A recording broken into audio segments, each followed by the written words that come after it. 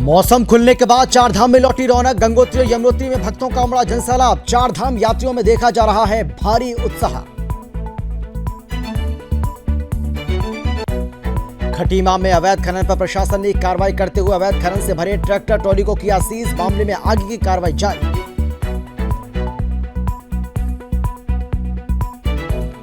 उत्तराखंड में अवैध अतिक्रमण और ट्रैफिक नियम तोड़ने वालों पर प्रशासन ने की बड़ी कार्रवाई। प्रभारी चौकी के निर्देशन में अभियान चलाकर ट्रैफिक नियम तोड़ने वाले के काटे गए चालान।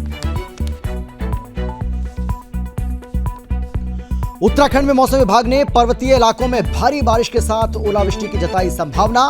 मौसम विभाग ने भारी बारिश को लेकर जारी किया येलो अलर्ट। और चारधाम यात्रा में दर्शन करने वाले श्रद्धालुओं का आंकड़ा पहुंचा 5 लाख के पार। इस बार चारधाम यात्रा में दर्शन करने वाले यात्रियों से टूटेगा पिछला रिकॉर्ड।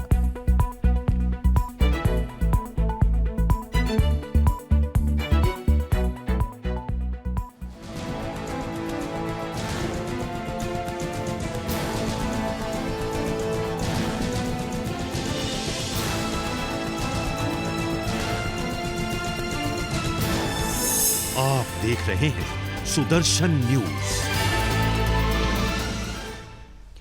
नमस्कार, आप देख रहे हैं सुदर्शन न्यूज। मैं हूं आपके साथ अमित शर्मा। शाम के 4 बज चुके हैं और वक्त है अपना उत्तराखंड का। मौसम खुलने के बाद दोनों धामों यानी कि गंगोत्री और यमुनोत्री में रौनक लौट आई है और यात्रियों में बढ़ोतरी देखने को मिल रही है। गंगोत्री धाम में सुंदर मौसम और खूबसूरत वादियों का दीदार कर रहे यात्री गंगोत्री धाम और गंगा घाट स्नान, पूजा पाठ और दुकानों में यात्रियों की खूब चहल पहल देखने को मिल रही है। यात्रियों की जो संख्या है वो लगातार बढ़ती जा रही है। दर्शन करने के लिए यात्री लगातार यहां पर पहुंच रहे हैं। गंगोत्री धाम में आए यात्रियों ने सुंदर घाटी का दीदार करते हुए काफी खुश वो नजर आए।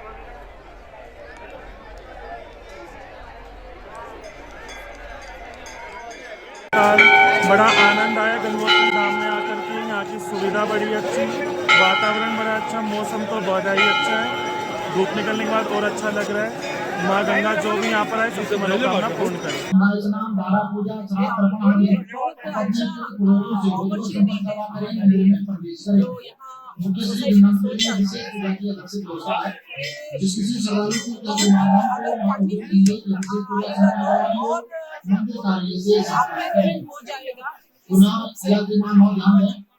जो सदावती क्या दिमाग है पार्टी बनाना चाहते हैं आप लोग जो अपने नाम से पार्टी बनाएं सभी लोग और उसका सिग्नल लगवा कर ही मंदिर में प्रवेश करें। यह मैं उत्तराखंड का छातम यात्रा करने के लिए आया। हम आके 4 दिन हो गया। यमुनोत्री का दर्शन अभी कंप्लीट हुआ। अभी गंगोत्री का दर्शन आज करने जा रही हूँ।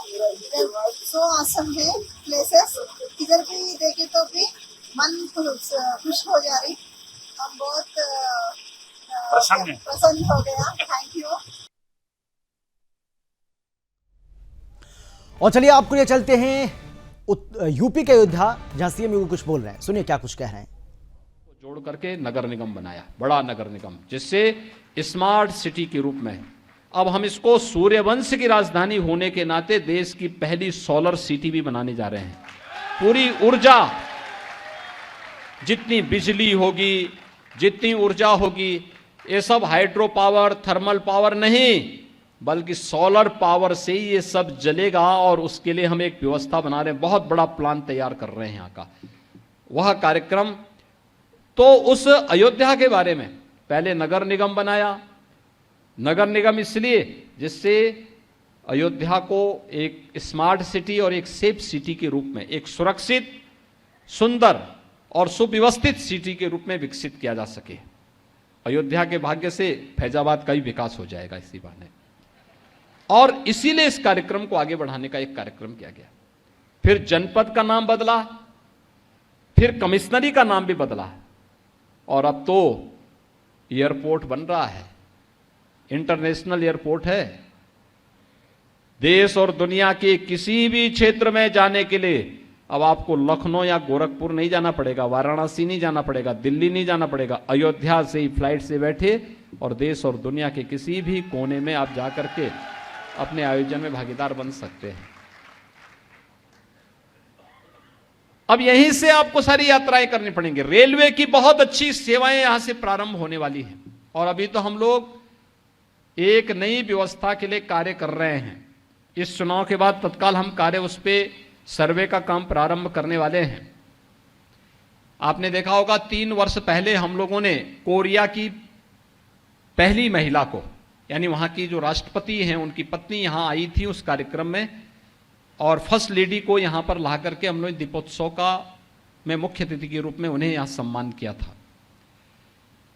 कोरिया, साउथ कोरिया जो दक्षिण कोरिया है, वहां के जो राष्ट्राध्यक्ष हैं, जो वहां की परंपरा है, वो परंपरा अपने को कहती है कि वह उनकी जो रानी थी वो अयोध्या की राजकुमारी थी। 2000 वर्ष पहले राजकुमारी अयोध्या से होते हुए जल मार्ग से कोरिया पहुंची थी और उस जल मार्ग पर उन्होंने व्यापक कार्य भी किया है। अयोध्या को फिर से हम जल मार्ग, वाटरवे अयोध्या का प्रारंभ करने की तैयारी करने जा रहे हैं। आपने देखा होगा काशी से यह कार्य प्रारंभ हो चुका है। अब काशी में बड़े बड़े जलयान आ रहे हैं और गंगा जी में जितना जल है उससे कम सरयू जी में नहीं है। केवल नदी के पानी को चैनलाइज कर देना है। इस पर हमारा कार्य चल रहा है और फिर यहाँ से टूरिज्म के लिए भी और साथ साथ अयोध्या से ढेर सारी संभावनाएं आगे बढ़ेंगी। यहाँ पे एक्सपोर्ट के लिए भी पूर्वी बंदरगाह से जोड़ने के लिए, हल्दिया से जुड़ने के लिए एक नया माध्यम भी ये प्राप्त होगा। ढेर सारी संभावनाएं बनने जा रही हैं। उन संभावनाओं के साथ अपने आप को जोड़ने के लिए आज मैं स्वयं आपके पास फिर से आया हूं अपील करने के लिए कि अगले 3 दिन हमारे लिए बहुत महत्वपूर्ण है और इन 3 दिनों में मेरी पूज्य संतों से अपील होगी। 60 वार्ड हैं, 60 टोली आप लोग बनाइए और एक एक वार्ड में जाकर के अपने बीच के ही महंत। और चलिए खबरों में आगे बढ़ते हैं। देवभूमि उत्तराखंड में खनन के मामले में आए दिन लगातार बढ़ोतरी देखने को मिल रही है और ऐसे मामले सामने आ रहे हैं। ऐसे में पुलिस प्रशासन की तरफ से भी लगातार अवैध खनन पर कार्रवाई की जा रही है और इसी कड़ी में ऊधम सिंह नगर की तहसील खटीमा में एसडीएम खटीमा रविंद्र सिंह बिष्ट ने अवैध खनन पर बड़ी कार्रवाई की है। एसडीएम ने अवैध खनन पर कार्रवाई करते हुए ट्रैक्टर ट्रॉली को सीज कर दिया है। उनके नेतृत्व में तहसील प्रशासन की तरफ से अवैध खनन में लिप्त लोगों पर प्रभावी कार्रवाई की जा रही है। इस दौरान एसडीएम ने कहा है कि अवैध खनन में संलिप्त किसी भी व्यक्ति को और किसी भी सूरत में बख्शा नहीं जाएगा। उनके खिलाफ कठोर से कठोर कार्रवाई की जाएगी। वहीं उप जिलाधिकारी खटीमा रविंद्र सिंह बिष्ट की तरफ से की गई इस कार्रवाई से अवैध खनन माफियाओं में हड़कंप मचा हुआ है।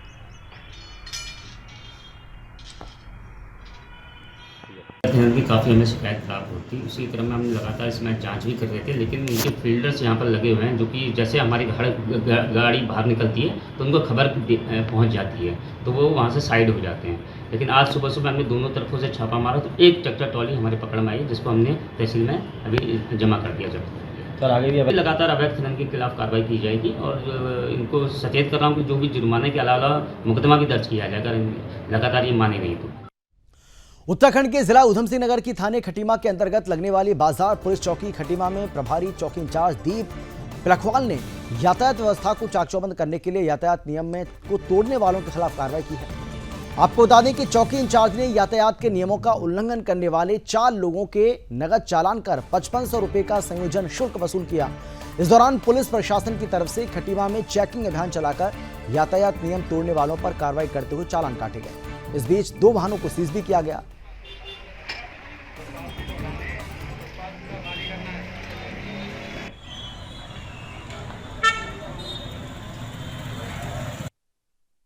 ये कहेगा हमें हमारे उच्च अधिकारियों द्वारा आदेश दिया गया था और माननीय उच्च न्यायालय में भी एक रिट याचिका पड़ी है कि जो नेशनल हाईवे से सटे हुए जितने भी इलाके हैं उनको अतिक्रमण मुक्त करना है और जो सड़कों के किनारे जो फुटपाथ बनाए गए हैं वो पब्लिक के चलने के लिए बनाए गए हैं, लेकिन दुकानदारों द्वारा उसमें सामान रखा गया है। उनको अतिक्रमण से मुक्त करने के लिए कल एक अभियान एसएसपी महोदय के द्वारा एक अभियान चलाया गया था। उसी अभियान के तहत हमारे द्वारा इसमें कार्रवाई की गई और ऐसी कार्रवाई की जाती रहेगी हमेशा यदि जब तक अतिक्रमण मुक्त नहीं होता है। अब सूचना आपके द्वारा मिली है और मैं भी अब नया आया हूँ। अब इसमें देखते हैं क्या कार्रवाई हो सकती है, कहाँ उनकी पार्किंग की व्यवस्था हो सकती है, उसके लिए हम कार्रवाई कर सकते हैं। उत्तराखंड में आज राजधानी दून समेत प्रदेश भर में दिन की शुरुआत चटक धूप के साथ हुई। वहीं मौसम विभाग ने पर्वतीय इलाकों में भारी बारिश के साथ ओलावृष्टि की आशंका जताई है।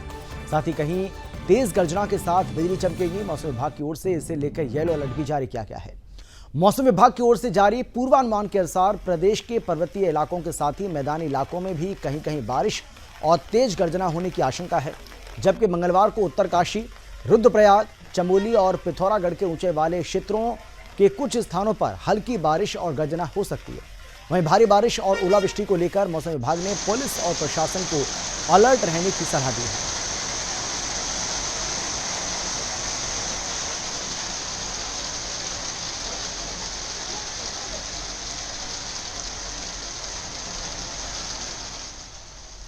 देवभूमि में चारधाम यात्रा जोरों पर चल रही है। 22 अप्रैल से चारधाम यात्रा की शुरुआत हो चुकी है और तब से लेकर अब तक चारधाम यात्रा में दर्शन करने वाले तीर्थयात्रियों का आंकड़ा 5 लाख को पार कर चुका है। भारी बारिश और बर्फबारी के बीच भी चारधाम यात्रा करने वाले श्रद्धालुओं में दर्शन करने के लिए भारी उत्साह देखा जा रहा है। एक रिपोर्ट आपको हम दिखाते हैं, देखिए जरा।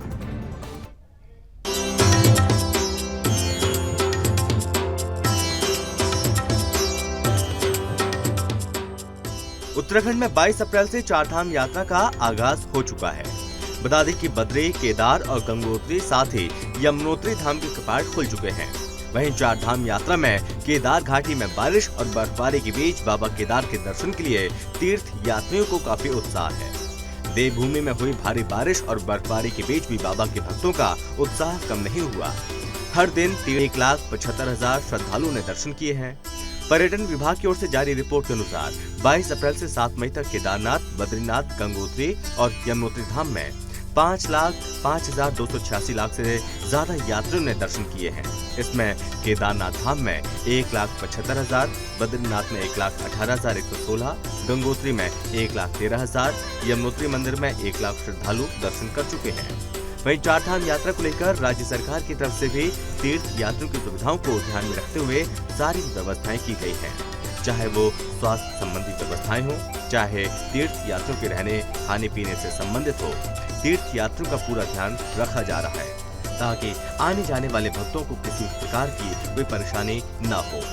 साथ ही सीएम धाम में पुलिस प्रशासन को निर्देश दे चुके हैं कि तीर्थ यात्रियों का पूरा ध्यान रखा जाए।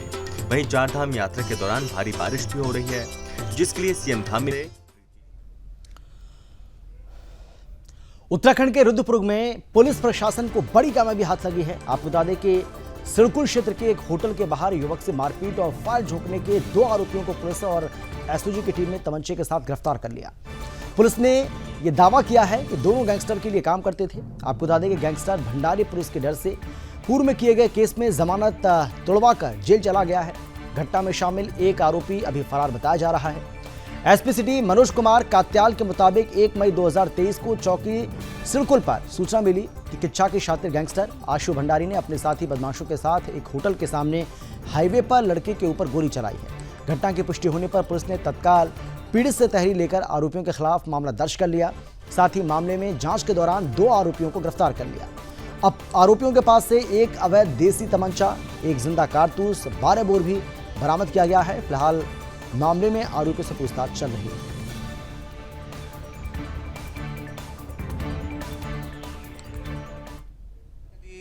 जैसा कि माननीय मुख्यमंत्री महोदय और पुलिस मुख्यालय से हमें लगातार निर्देश प्राप्त होते रहते हैं कि उत्तराखंड को भय मुक्त और अपराध मुक्त राज्य बनाना है। इसी क्रम में एक दुस्साहसिक आपराधिक घटना को अंजाम दिया था कुछ बदमाशों के द्वारा। तो उस बदमाशों के द्वारा फायरिंग की गई थी, जिसमें एक व्यक्ति को जान से मारने का प्रयास किया गया था। तो उस जो बहुत ही गंभीर घटना थी, उस गंभीर घटना को पूरी गंभीरता के साथ हम लोगों ने पहले पंजीकृत किया। उसके अनावरण के लिए टीमें गठित की, जो कि सीओ पंतनगर तपेश के नेतृत्व में काम कर रही थी। और इसके साथ साथ इसमें इंस्पेक्टर पंतनगर डांगी जी और साथ में जो है सिडकुल चौकी इंचार्ज पंकज इसमें इन्वॉल्व थे और इन्होंने बहुत ही प्रोफेशनल तरीके से काम करते हुए इंटेलिजेंस गैदरिंग की और इसमें मैनुअल और इलेक्ट्रॉनिक सर्वेलेंस की सहायता से इसमें 2 अभियुक्तों को गिरफ्तार करने में सफलता हासिल की है, जिसमें एक का नाम जो है करण है और दूसरे का नाम मन्नू अरोड़ा है। दोनों ही अभ्यस्त अपराधी हैं, पूर्व में भी इन पे मुकदमे दर्ज हैं और ये बेसिकली जो है आशु भंडारी नाम के गैंगस्टर के लिए काम करते हैं, जो इस पूरी घटना में मेन एक्यूज था और वो लगातार उसके यहाँ भी दबिश दी गई, सभी ठिकानों को उन पे यहाँ दबिश दी गई, तो उसी वजह से उसने जो है सरेंडर किया है और इसमें अब जो एक अभियुक्त अभी शेष है जिसकी गिरफ्तारी के प्रयास किए जा रहे हैं। तो इस प्रकार से जो ये पेशेवर अपराधी हैं इन पे कड़ी कार्रवाई हम लोगों ने की है और आगे भी इनकी हम लोग क्रिमिनल हिस्ट्री खंगाल के इसमें प्रिवेंटिव एक्शन हम लोग लेंगे और इसमें गैंगस्टर इत्यादि की कार्रवाई भी करेंगे हम लोग। और इस टीम में जो कार्य किया बहुत ही सराहनीय है और इससे डेफिनेटली प्रोफेशनल पुलिस का उदाहरण पेश किया है, जिससे जनता में लोगों का विश्वास जनता का पुलिस में विश्वास बढ़ेगा। उत्तराखंड के रामनगर में विधायक दीवान सिंह बिष्ट ने अपने कार्यालय पर मुख्यमंत्री राहत कोष से प्राप्त चेकों का वितरण पात्र व्यक्तियों को किया। इस दौरान बीजेपी विधायक ने कहा कि प्रदेश सरकार प्रदेश के विकास को लेकर पूरी तरह से कटिबद्ध है। तो वहीं उन्होंने कहा कि सरकार राहत कोष से भी लगातार लोगों को चेक वितरित कर रही है। इसके साथ ही आपको बता दें कि उनका यह भी कहना था कि सरकार राहत कोष के जरिए गरीब परिवारों की मदद भी कर रही है। कार्यक्रम के तहत विधायक दीवान सिंह बिष्ट ने कन्याओं की शादी और अन्य मदों में आवेदन करने वाले 110 पात्र लोगों को मुख्यमंत्री राहत कोष से प्राप्त 8,70,000 रुपए की धनराशि के चेकों का वितरण करते हुए कहा कि सरकार की ये योजना भविष्य में भी जारी रहेगी।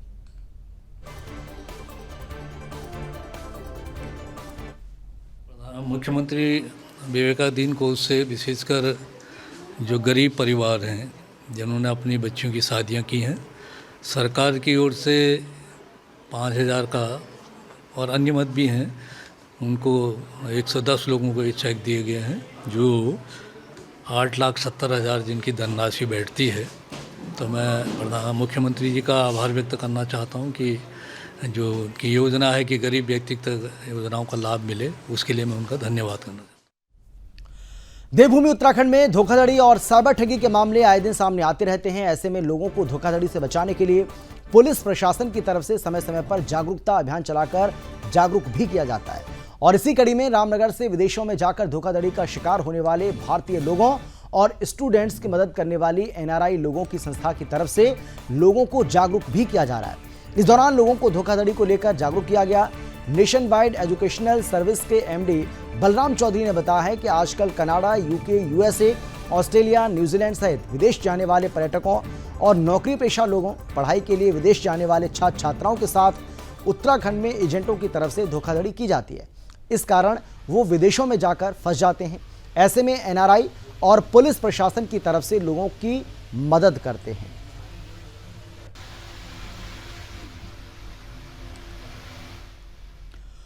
ऊधम सिंह नगर के शहरों में सड़क को जाम करने के साथ ही यात्रियों के साथ बदसलूकी, मारपीट और अन्य घटनाओं को अंजाम दे रहे रिक्शा चालकों को लेकर पुलिस कार्रवाई की तैयारी कर रही है। SP क्राइम चंद्रशेखर घोड़के ने पहले चरण में सभी रिक्शा चालकों का पुलिस सत्यापन कराने के निर्देश जारी किए हैं। इसके लिए 21 दिन का समय तय किया गया। इसके बाद सड़कों पर बिना सत्यापन के रिक्शा चलाने वालों के खिलाफ कार्रवाई की जाएगी।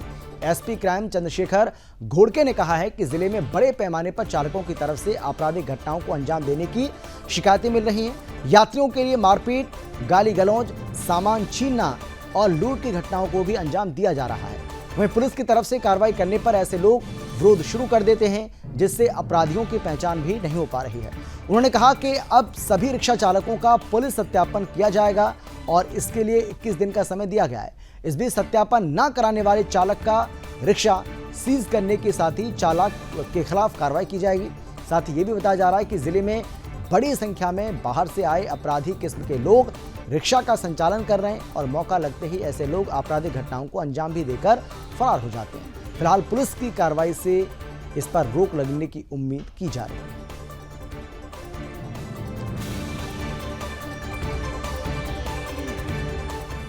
है उस ये संचालित हो रहा है। इसमें जो है काफ़ी संख्या में देखा जा रहा है कि इनके जो चालक है इनका कोई भी रिकॉर्ड, पुलिस रिकॉर्ड नहीं है, ना ही सत्यापन है। तो इसीलिए हमने ये फैसला लिया है कि जो भी ई रिक्शा चालक हैं, टुक टुक जो चला रहे हैं यहाँ पे, वो अपना सत्यापन कर थाने में पंजीकरण कराएंगे। तो ये प्रक्रिया हमने चालू कर दी है। इसमें जो है सभी ई रिक्शा चालकों से हम अपील करते हैं कि अपना अपना नज़दीकी थाना क्षेत्र में सत्यापन करा लें, सत्यापन की प्रक्रिया पूरी करा लें और उसके उपरांत पंजीकरण करके उनको एक आई कार्ड भी वितरित किया जाएगा। वो आई कार्ड हमेशा धारण करेंगे। और इसमें जो है रुद्रपुर और ट्रांजिट कैंप थाना क्षेत्र की जो आई कार्ड की देने की प्रक्रिया है वो ट्रैफिक ऑफिस रुद्रपुर में होगी और ITI और काशीपुर थाना क्षेत्र की जो है वो ट्रैफिक ऑफिस काशीपुर में होगी। बाकी सभी जगह पे ये सारी प्रक्रिया अपने अपने थाने में होगी। तो ये मेरी अपील है सभी ई रिक्शा चालकों से कि अपना अपना सत्यापन कर, पंजीकरण कर अपना आई कार्ड प्राप्त कर ले अगले 21 दिनों में। इसके उपरांत कोई भी ऐसा चालक होगा जो बिना सत्यापन के, बिना रजिस्ट्रेशन के, बिना आई कार्ड के अगर वाहन चला रहा है तो ऐसे वाहनों पे हम सीज की कार्रवाई करेंगे और अन्य भी वैधानिक उचित कार्रवाई करेंगे। उत्तराखंड के रामनगर में पुलिस प्रशासन को बड़ी कामयाबी हाथ लगी है। आपको बता दें कि रामनगर में करीब 2 साल से जमीन के नाम पर लाखों रुपए की धोखाधड़ी कर फरार चल रहे एक बदमाश को थाने पुलिस और STF कुमाऊं की संयुक्त टीम ने गिरफ्तार कर लिया। पुलिस क्षेत्राधिकारी बलजीत सिंह भाकुनी ने यह बताया है कि अल्मोड़ा जनपद के सल्ट क्षेत्र में रहने वाले जयप्रकाश डंडरियाल ने कुछ साल पहले रामनगर क्षेत्र के ग्राम पीरू मदारा में प्रॉपर्टी डीलिंग का काम शुरू किया था और इस दौरान आरोपी ने प्रॉपर्टी डीलिंग के नाम पर कई व्यक्तियों से लाखों रुपए की ठगी कर फरार हो गया, जिसके बाद पीड़ितों ने मामले की शिकायत थाने में की, जिसके बाद पुलिस ने मामले को दर्ज कर लिया, जांच भी शुरू कर दी है। वहीं जांच के दौरान प्रशासन ने आरोपी को गिरफ्तार कर लिया। फिलहाल पुलिस ने आरोपी को जेल भेज दिया है और मामले में आगे की कार्रवाई चल रही है। था जो यहाँ पर काफ़ी समय पहले प्रॉपर्टी डीलिंग का काम करता था। इसी प्रॉपर्टी डीलिंग के अनुसार के उपरांत इसके द्वारा 3 लोगों से धोखाधड़ी करके पैसे लिए गए, जिसके संबंध में 3 अलग अलग अभियोग पंजीकृत थे और 2 अभियोगों में ये वांटेड चल रहा था। आरोप पत्र न्यायालय प्रेषित किया जा चुका था, एक विवेचनाधीन था और इसके विरुद्ध 50,000 का इनामी था, जिसे आज STF और रामनगर पुलिस द्वारा गिरफ्तार किया गया, गिरफ्तार करके जेल भेजा जा रहा है। उत्तराखंड में मौसम साफ होने के बाद एक बार फिर से 4 धाम यात्रा ने रफ्तार पकड़ ली है। बद्रीनाथ केदारनाथ धाम जाने वाले यात्रियों को श्रीनगर पुलिस चेकिंग कर रुद्रप्रयाग चमोली की ओर भेज रही है। वहीं नगर क्षेत्र के सार्वजनिक शौचालयों, धर्मशालाओं और रैन बसेरों का भी प्रभारी उपजिलाधिकारी ने निरीक्षण किया। इस दौरान नगर क्षेत्र में यातायात व्यवस्था सुचारू करने, जाम की स्थिति न पैदा होने, इसके लिए पुलिस प्रशासन को भी निर्देशित किया जा रहा है। साथ ही जिला प्रशासन ने यात्रियों को फूड पैकेट भी वितरित किए। इस दौरान ये कहा गया कि यात्री सुरक्षित यात्रा करें, इसके लिए प्रशासन मुस्तैद है। साथ ही भूस्खलन प्रभावित क्षेत्रों पर भी नजर बनाए हुए हैं। राज्य मार्ग पर लैंडस्लाइड की स्थिति में वैकल्पिक मार्ग का प्रयोग किया जाएगा।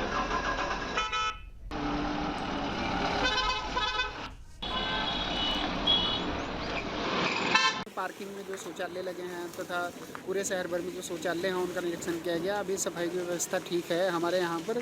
इसके साथ साथ में आदरणीय जिलाधिकारी गढ़वाल के निर्देशों के क्रम में हमने आज लगभग 100 फूड पैकेट भी जो श्रद्धालु आ रहे हैं, जो हमारे 4 धाम यात्री हैं, उनको हमने डिस्ट्रीब्यूट किए हैं। जैसा कि अभी मौसम विभाग के द्वारा अलर्ट जारी किया गया है, ऑरेंज अलर्ट जारी किया गया है, तो जो हमारे देश के दूर दराज इलाकों से जो लोग श्रद्धालु आए हैं उनको हमने कुछ जो रिफ्रेशमेंट किट है या जो हमारी फूड किट है वो हमने वितरित की। इसमें अभी हमने यात्रियों को जब हमने फूड पैकेट वितरित किए उसके साथ साथ में यातायात के नियमों का पालन करने के लिए बोला है तथा इसके साथ ही उनकी जो यात्रा है वो सकुशल संपन्न हो उसके लिए उनको जागरूक भी किया। उत्तराखंड के लालकुआ में बारिश का मौसम शुरू होने से पहले नगर के नाली और नालों की सफाई का कार्य नगर पंचायत के अध्यक्ष के साथ ही ग्रामीणों की तरफ से किया जा रहा है, जिससे बारिश होने पर नगर में नाले चौक होने से जल भराव की समस्या पैदा ना हो।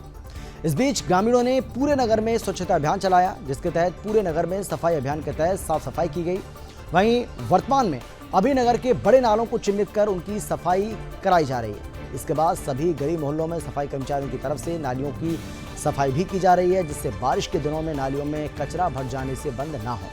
गौरतलब है कि पिछले दिनों बारिश होने से ट्रांसपोर्ट नगर सहित कई जगहों पर जलभराव की समस्या पैदा हो गई थी और उसी को देखते हुए आज नगर विशेष सफाई अभियान शुरू कर ये साफ सफाई का काम किया गया।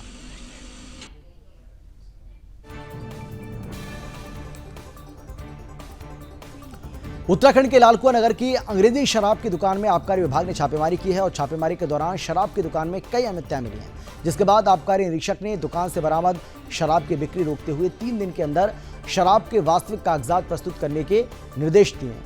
आबकारी निरीक्षक धीरेन्द्र बिष्ट के अनुसार लालकुआ स्थित अंग्रेजी शराब की दुकान पिछले 2 दिनों से दैनिक आधार पर दी गई थी।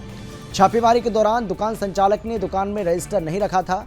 दुकानदार की तरफ से कुछ शराब बाहर से लाई गई, जिसके वैध कागजात मांगे गए तो दुकानदार उसे प्रस्तुत करने में नाकाम रहा, जिसके बाद दुकानदार को नोटिस जारी कर निर्देश जारी किए गए हैं कि वो बरामद की गई शराब के वास्तविक कागजात 3 दिन के भीतर विभाग में प्रस्तुत करें। तब तक दुकान में शराब की बिक्री बंद रहेगी। फिलहाल मामले में आगे की जांच चल रही है।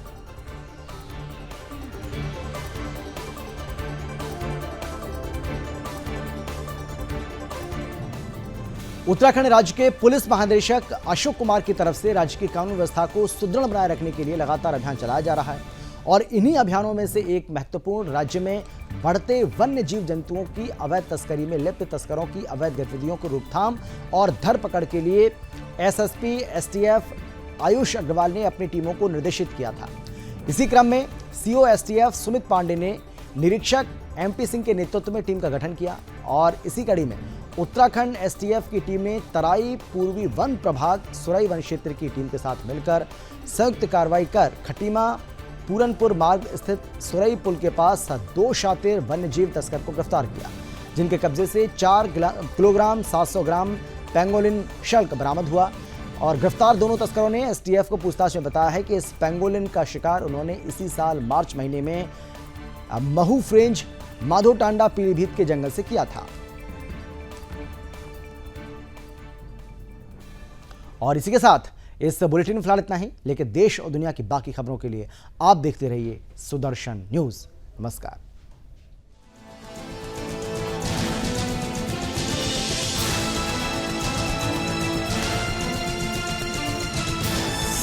आप देख रहे हैं सुदर्शन न्यूज।